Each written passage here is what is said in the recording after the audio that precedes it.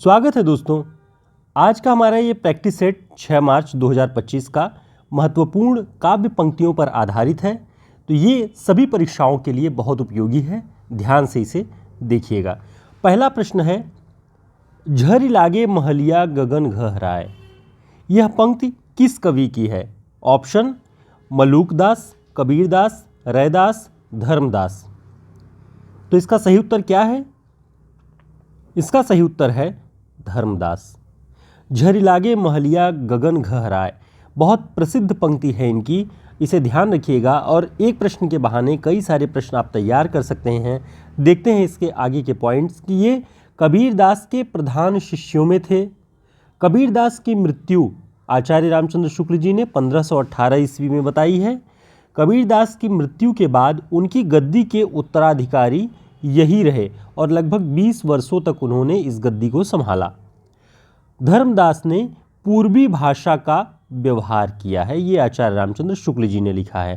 तो ये पंक्ति झरि लागे महलिया गगन गहराए धर्मदास जी की है। अगला प्रश्न देखते हैं, भीतर सेवा बंदगी बाहिर काहे जाए। यह किस मध्यकालीन कवि की पंक्ति है? भीतर सेवा बंदगी बाहिर काहे जाए। ऑप्शन रैदास, दादू दयाल, धर्मदास, कबीरदास। इसका सही उत्तर है दादू दयाल। भीतर सेवा बंदगी बाहिर काहे जाए।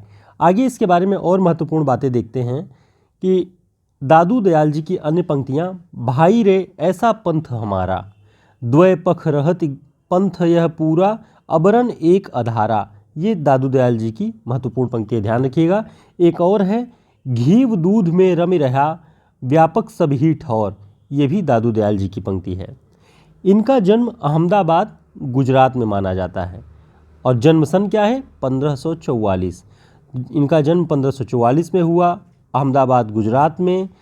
और इनकी महत्वपूर्ण पंक्तियां आपको ध्यान रखना है, दादू पंथ के प्रवर्तक हैं दादू दयाल जी। अगला प्रश्न देखते हैं, अजगर करे न चाकरी, पंछी करे न काम। यह पंक्ति किसकी है? ऑप्शन में है कबीरदास, मलूकदास, सुंदरदास, सींगा। बताएं इसका सही उत्तर क्या होगा? इसका सही उत्तर है मलूकदास। अजगर करे न चाकरी, पंछी करे न काम। ये बहुत प्रसिद्ध पंक्ति है मलूकदास जी की, इसे ध्यान रखिएगा। अब इसके बारे में हम देखते हैं मलूकदास जी के कुछ महत्वपूर्ण जो बिंदु हैं जो शुक्ल जी की पुस्तक में दिए हुए हैं कि इनका जन्म 1574 ईस्वी में इलाहाबाद के कड़ा नामक स्थान पर हुआ। ध्यान रखेंगे, इलाहाबाद के कड़ा नामक स्थान पर मलूकदास जी का जन्म हुआ है। इनकी दो प्रसिद्ध रचनाएं हैं मलूकदास जी की, रत्नखान और ज्ञानबोध।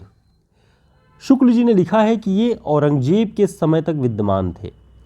ये इतने प्रसिद्ध हुए कि इनकी गद्दियाँ कड़ा, जयपुर, गुजरात, मुल्तान, पटना, नेपाल और काबुल तक में इनकी गद्दियाँ कायम हुई। तो आप देख सकते हैं कि भारत के अलग अलग राज्यों में और भारत के बाहर नेपाल और काबुल तक में इनकी गद्दियाँ विख्यात रही। इनका जो पंथ था वो विख्यात था। तो कभी भी प्रश्न बने कि देश और विदेश में ऐसा कौन सा संत कवि था जिसका पंथ, जिसकी गद्दियाँ विद्यमान थी, तो ध्यान रखेंगे मलूकदास जी के बहुत सारे अनुयायी देश के बाहर भी थे। दोस्तों, हमारे हिंदी साहित्य के शॉर्ट नोट्स जो कि यूपी हायर के एग्ज़ाम के लिए स्पेशल हैं, परीक्षाएं लगभग अभी 1 महीने बची हुई हैं, सब कुछ पढ़ लेने के बाद ये रिवीजन के लिए बहुत इम्पॉर्टेंट है। सभी गद्य रचनाओं पर आधारित हमारा ये short notes Uttar Pradesh assistant professor भर्ती परीक्षा के लिए, और हिंदी साहित्य का शॉर्ट नोट्स जिसमें हिंदी साहित्य का इतिहास, काव्यशास्त्र, भाषा विज्ञान, रचनाकार विशेष, इस पर 1 लाइनर और प्रैक्टिस सेट दोनों चीज़ें हैं। तो आप इसे हमारे इस व्हाट्सएप नंबर पर संपर्क करके कॉन्टैक्ट कर सकते हैं। देखते हैं अगला प्रश्न, अब तो अजपा जप मनु मेरे, सुर नर असुर टहलुआ जाके, मुन गंधर्व हैं जाके चेरे। यह किसकी काव्य पंक्ति है? अब तो अजपा जपु मन मेरे। ऑप्शन सुंदरदास, मलूकदास, धर्मदास, रैदास। तो इसका सही उत्तर क्या है? इसका सही उत्तर है मलूकदास। अब तो अजपा जपु मन मेरे, सुर नर असुर टहलुआ जाके, मुनि गंधर्व हैं जाके चेरे। दोस्तों, परीक्षाओं में जो पंक्तियाँ, काव्य पंक्तियाँ पूछी जाती हैं वो बहुत महत्वपूर्ण है कि ये सारी पंक्तियाँ इतनी प्रसिद्ध हैं इन सारे कवियों की कि आपको इन सभी को तो कंठस्थ कर ही लेना चाहिए, क्योंकि घूम फिर करके ये सारी पंक्तियाँ पूछ ही ली जाती हैं। आगे एक देखते हैं मलुकदास जी की एक और महत्वपूर्ण काव्य पंक्ति, सबहिन के हम सबय हमारे, जीव जंतु मोहि लागे प्यारे। ये जो व्यापक दृष्टि थी उस दौर के संत कवियों की, वो इनके काव्य में दिखाई पड़ती है कि सबहिन के हम, सब के हम हैं और सब हमारे हैं, जीव जंतु मोहि लागे प्यारे। तो सारे जीव जंतु सब कुछ हमें प्यारे हैं, हम सब के हैं, सब हमारे हैं। इस तरह की व्यापकता की भावना संत कवियों में दिखाई पड़ती है। आगे अगला प्रश्न देखते हैं, शीस पगा न झगा तन पै, प्रभु जाने को आही बसे के ही ग्रामा। यह पंक्ति किसकी है? शीस पगा न झगा तन पे, लगभग आप सभी ने अगर ध्यान होगा तो हाई स्कूल से इंटर तक में जो हिंदी है उसमें ये पंक्ति बार बार आपको पढ़ने को मिली होगी। शीस पगा न झगा तन पे, प्रभु जाने को आही बसे कहीं ग्रामा। यह पंक्ति किसकी है? ऑप्शन नरोत्तम दास, महाराज टोडरमल, कविगंग, सूरदास। तो इसका सही उत्तर क्या है? इसका सही उत्तर है नरोत्तम दास। शीस पगा न झगा तन पे नरोत्तम दास जी की पंक्ति है। आगे देखते हैं इनके बारे में महत्वपूर्ण बात कि यह सवैया है। सबसे पहले ध्यान रखिएगा, शीस पगा न झगा तन पे यह सवैया है और किस रचना में है? ये है नरोत्तम दास के सुदामा चरित्र में। तो आपको यहाँ से एक पॉइंट और पता चला कि ये जो पंक्ति है ये सवैया है और नरोत्तम दास जी की एक रचना है सुदामा चरित्र, उसमें संग्रहित है। एक खंडकाव्य भी नरोत्तम दास जी का बहुत प्रसिद्ध है, वो है ध्रुव चरित्र। एक और पंक्ति महत्वपूर्ण है इनकी, हम देखते हैं नरोत्तम दास जी की, कि पानी परात को हाथ छुयो नहीं, नैनन के जल सो पग धोए। आप सभी जानते होंगे सुदामा चरित्र की ये पंक्ति है और सुदामा के पैर धोने के लिए श्री कृष्ण जी ने पानी बाहर से कहीं नहीं मंगवाया, बल्कि अपने नैनन के जल से, आंसुओं से उनके पैर को धोया। तो उसी को नरोत्तम दास जी ने बहुत मार्मिक पंक्तियों में लिखा है कि पानी परात को छुयो नहीं, नैनन के जल सो पग धोयो। तो आप इसे याद रखिएगा। आचार्य रामचंद्र शुक्ल जी ने सगुण धारा के फुटकल कवियों की सूची में इन्हें रखा हुआ है। ठीक है, तो इतने पॉइंट्स आप नरोत्तम दास जी के बारे में ध्यान रखेंगे। उम्मीद है आपके लिए ये उपयोगी रहेगा। आगे और प्रश्न हैं, आप उन्हें भी ध्यान से देख लीजिएगा। दोस्तों, हमारा जो व्हाट्सएप ग्रुप और टेलीग्राम ग्रुप का लिंक है वो आपको डिस्क्रिप्शन बॉक्स में मिल जाएगा। हम सभी जुड़े रहें, समय पर सूचनाएं जो भी क्लासेस हमारी होती हैं उनकी आपको मिलती रहे। रिवीजन के लिए जिन जिन लिंक वगैरह को हम प्रोवाइड कराते हैं वो सारी चीज़ें आपको मिलती रहें, सूचना मिलती रहे, उसके लिए आप उसे ज्वाइन कर लीजिएगा। देखते हैं अगला प्रश्न क्या है।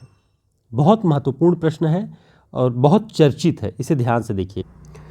ये पंक्ति है, हिंदुआन को वेद सम यवन ही प्रकट कुरान। दोस्तों, इसे हमने अपने कम्युनिटी पोस्ट के अंतर्गत ऑब्जेक्टिव प्रश्न के रूप में इसे दिया हुआ था कल ही, जिसमें लगभग 1100-1200 लोगों ने उसमें आंसर किया हुआ है अब तक। और सभी लोगों ने, यानी 1100-1200 लोगों में से 12-13% लोग, यानी 120-30 या 150 लोगों ने ही सही आंसर किया है। बहुत प्रसिद्ध पंक्ति है, फिर भी इतनी गलतियां इतनी ज़्यादा संख्या में लोगों ने की हुई है। ऐसा क्यों होता है, इसे आपको ध्यान रखना चाहिए, इस पर आपको विचार करना चाहिए, क्योंकि एक एक प्रश्न आपको कम से कम 2000-2500 लोगों से पीछे लेके चला जाता है किसी भी परीक्षा में। तो ये पंक्ति देखिए, हिंदुआन को वेद सम यवन ही प्रकट कुरान, यह पंक्ति किस कवि की है? ऑप्शन गोस्वामी तुलसीदास, रसखान, कबीर, रहीमदास। तो इसका सही उत्तर था रहीमदास। ये रहीमदास जी की बहुत प्रसिद्ध और चर्चित पंक्ति है, जिसे केवल 1200-1500 लोगों में से 120-30 लोगों ने ही इसका आंसर सही किया हुआ है, बाकी सब लोगों ने गलत आंसर किया। तो ये अगर आप कहेंगे तो इसका डेटा भी हम नेक्स्ट वीडियो में दिखा देंगे आपको कि कितने लोग गलत कर रहे हैं ऐसे प्रश्नों को। उसी तरह का एक और प्रश्न था जो हमने उस क्विज में दिया हुआ था, हिंदू मग पर पाँव न राख्यों, का जो बहुत है हिंदी भाख्यों। इस पंक्ति के रचनाकार कौन है? ऑप्शन निजामुद्दीन औलिया, अमीर खुसरो, नूर मोहम्मद, मुल्ला वजही। तो इसका सही उत्तर क्या है? हिंदू मग पर पाँव न राख्यों। इसका सही उत्तर है नूर मोहम्मद। अब आपको आश्चर्य होगा कि लगभग 3-3.5 हज़ार लोगों में नूर मोहम्मद तक लोग पहुंच ही नहीं पा रहे हैं। कोई औलिया पे लगा दे रहा है, कोई अमीर खुसरो पे, कोई मुल्ला वजही पर, लेकिन नूर मोहम्मद इसका सही उत्तर है। बहुत कम लोगों ने इसके सही उत्तर तक वो पहुंच पाए हैं। तो ध्यान रखिएगा, ये पंक्ति बहुत प्रसिद्ध है, बहुत चर्चित है। हिंदू मग पर पाँव न राख्यों, काजो बहुत है हिंदी भाख्यों। अगला प्रश्न है, केशव को कब हृदय नहीं मिला था? उनमें वह सहृदयता और भावुकता भी न थी जो एक कवि में होनी चाहिए। यह विचार किस आलोचक का है? ऑप्शन विजयदेव नारायण शाही, आचार्य रामचंद्र शुक्ल, डॉक्टर नगेंद्र, रामविलास शर्मा। तो इसका सही उत्तर क्या है? इसका सही उत्तर है आचार्य रामचंद्र शुक्ल। आचार्य रामचंद्र शुक्ल जी ने लिखा कि केशव को कवि हृदय नहीं मिला था, उनमें वह सहृदयता और भावुकता भी न थी जो एक कवि में होनी चाहिए। तो ये पंक्ति आचार्य रामचंद्र शुक्ल जी की ध्यान रखिएगा केशव के बारे में।